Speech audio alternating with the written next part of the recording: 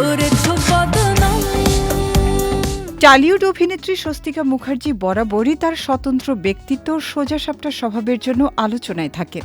Glamour জগতের তারকা হয়েও আড়ম্বরপূর্ণ জীবনের চেয়ে সাধারণ জীবনধারাকেই বেশি প্রাধান্য দেন তিনি।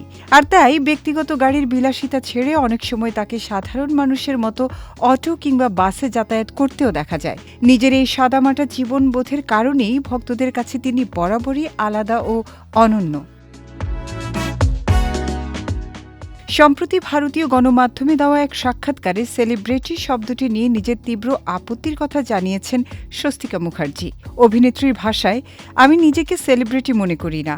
বর্তমানে এই শব্দটির এত অপব্যবহার হয় যে কেউ আমাকে সেলিব্রিটি বললে মনে হয় যেন গালাগালি দিচ্ছে।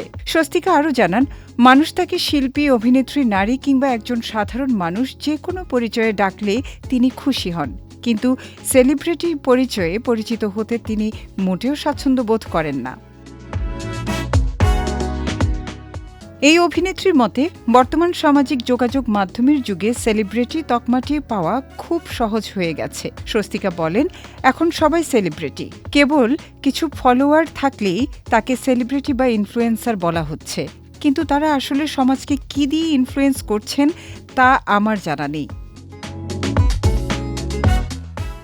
নিজেকে একজন অতি সাধারণ মানুষ হিসেবেই বিবেচনা করেন স্বস্তিকা এবং সেভাবেই জীবনযাপন করতে ভালোবাসেন। তাই কেউ তাকে সেলিব্রিটি সম্বোধন করলে তিনি বিনয়ের সঙ্গেই তা করতে বারণ করেন। এদিকে সম্প্রতি বড় পর্দায় মুক্তি পেয়েছে পরিচালক অর্জুন দত্ত নির্মিত সিনেমা বিবি পায়রা। এই ছবিতে অনির্বাণ চক্রবর্তী ও পাওলি দামের সঙ্গে একটি গুরুত্বপূর্ণ চরিত্রে অভিনয় করেছেন স্বস্তিকা।